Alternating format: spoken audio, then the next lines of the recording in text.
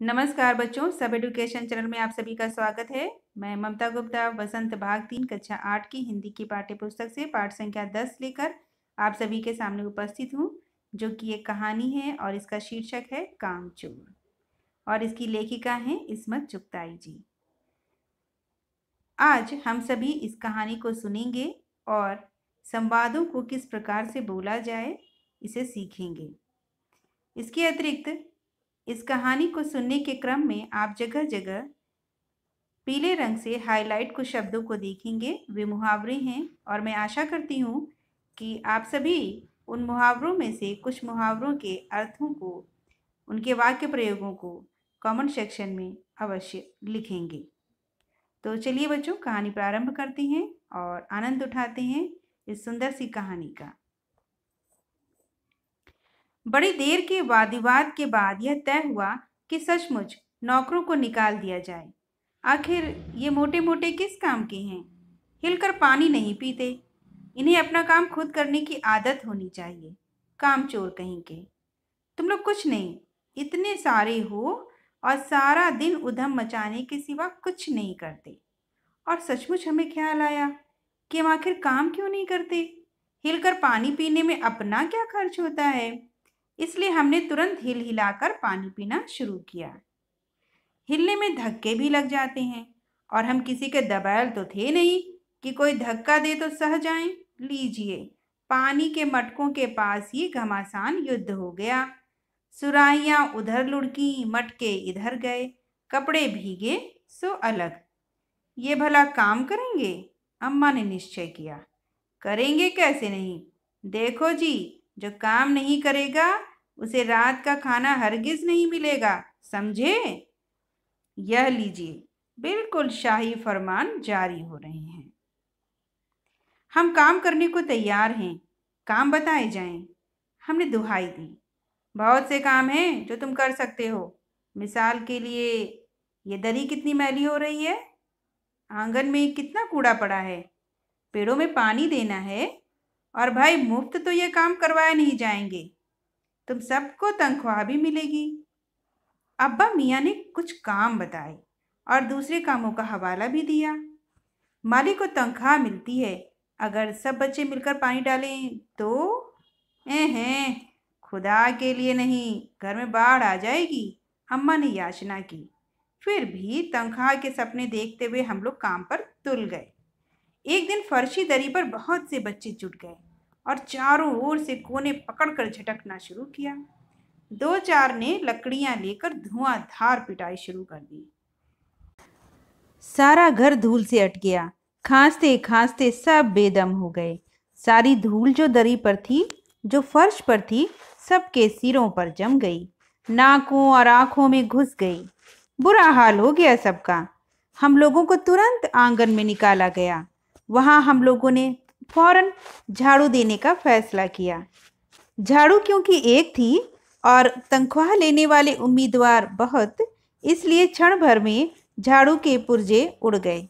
जितनी सीखें जिसके हाथ पड़ी, वह उनसे ही उल्टे सीधे हाथ मारने लगा। अम्मा ने सिर पीट लिया। भाई, ये बुजुर्ग काम करने दे तो इंसान काम करे, अब जरा जरा सी बात पर टोकने लगे तो बस हो चुका काम। असल में झाड़ू देने से पहले जरा सा पानी छिड़क लेना चाहिए। बस यह ख्याल आते ही तुरंत दरी पर पानी छिड़का गया। एक तो वैसे ही धूल से अटी हुई थी, पानी पड़ते ही सारी धूल कीचड़ बन गई। अब सब आंगन से भी निकाले गए। तय हुआ कि पेड़ों को पानी दिया जाए। बस सारे घर की बाल्टियां, लोटे, तसले, भगोने, पतीलियां लूट ली गईं। जिन्हें ये चीजें भी ना मिली, वे डोंगे, कटोरे और गिलास ही ले भागे। अब सब लोग नल पर टूट पड़े। यहाँ भी वह घमासान मची कि क्या मजाल जो एक बूंद पानी भी किसी के बर्तन में आ सके। ठुस्सम ठास, किसी बाल्टी पर पतीला और पतीले पर लोटा, और भगोने और डोंगे पहले तो धक्के चले, फिर कोहनियाँ और उसके बाद बर्तन। फौरन बड़े भाइयों, बहनों, मामुओं और दमदार मौसियों, फूफियों की कुमक भेजी गई। फौज मैदान में हथियार फेंक कर पीठ दिखा गई। इस धींगा मुश्ती में कुछ बच्चे कीचड़ में लथपथ हो गए, जिन्हें नहलाकर कपड़े बदलवाने के लिए नौकरों की वर्तमान संख्या काफी नहीं थी। पास के बंगलों से नौकर आए और 4 आना प्रति बच्चा के हिसाब से नहलवाए गए। हम लोग कायल हो गए कि सचमुच यह सफाई का काम अपने बस की बात नहीं, और न पेड़ों की देखभाल हमसे हो सकती है। कम से कम मुर्गियां ही बंद कर दें।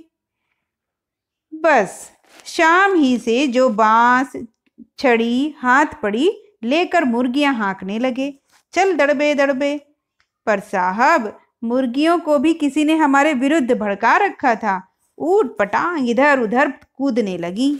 2 मुर्गियां खीर के प्यालों से, जिन पर आया चांदी के वर्क लगा रही थी, दौड़ती फड़फड़ाती हुई निकल गईं। तूफान गुजरने के बाद पता चला कि प्याले खाली हैं और सारी खीर दीदी के कामदानी के दुपट्टे और ताजे धुले सिर पर लगी हुई है। एक बड़ा सा मुर्गा अम्मा के खुले हुए पानदान में कूद पड़ा और कत्थे चूने में लुथड़े हुए पंजे लेकर नानी अम्मा की सफेद दूध जैसी चादर पर छापे मारता हुआ निकल गया। एक मुर्गी दाल की पतीली में छपाक मारकर भागी और सीधी जाकर मोरी में इस तेजी से फिसली कि सारी कीचड़ मौसी जी के मुंह पर पड़ी, जो बैठी हुई हाथ मुंह धो रही थी। इधर सारी मुर्गियां बेनकेल का ऊंट बनी चारों तरफ दौड़ रही थी। एक भी दड़बे में जाने को राजी ना थी। इधर किसी को सूझी कि जो भेड़ें आई हुई हैं, लगे हाथों उन्हें भी दाना खिला दिया जाए। दिन भर की भूखी भेड़ें दाने का सूप देखकर जो सबकी सब झपटी तो भाग कर जाना कठिन हो गया। लष्टम पष्टम तख्तों पर चढ़ गईं, पर भेड़ चाल मशहूर है। उनकी नज़र तो बस दाने के सूप पर जमी हुई थी। पलंगों को फलांगती, बर्तन लुढ़काती साथ साथ चढ़ गईं। तख्त पर बानी दीदी का दुपट्टा फैला हुआ था, जिस पर गोखरी, चंपा और सलमा सितारे रखकर बड़ी दीदी मुगलानी बुआ को कुछ बता रही थीं। भेड़ें बहुत निसंकोच सबको रौंदती, मेंगनों का छिड़काव करती हुई दौड़ पड़ी। जब तूफान गुजर चुका तो ऐसा लगा जैसे जर्मनी की सेना टैंकों और बमबारों सहित उधर से छापा मारकर गुजर गई हो। जहां जहां से सूप गुजरा, भेड़ें शिकारी कुत्तों की तरह गंध सूंघती हुई हमला करती गईं। हज्जन माँ एक पलंग पर दुपट्टे से मुंह ढांके सो रही थी। उन पर से जो भेड़ें दौड़ी तो न जाने वह सपने में किन महलों की सैर कर रही थी। दुपट्टे में उलझी हुई मारो मारो चीखने लगी। इतने में भेड़ें सूप को भूलकर तरकारी वाली की टोकरी पर टूट पड़ी। वह दालान में बैठी मटर की फलियां तोल तोल कर रसोइये को दे रही थी।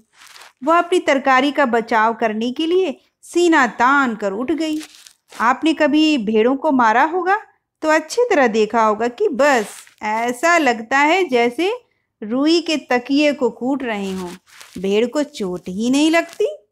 बिल्कुल यह समझकर कि आप उसे मजाक कर रहे हैं, वो आप ही पर चढ़ बैठेंगी।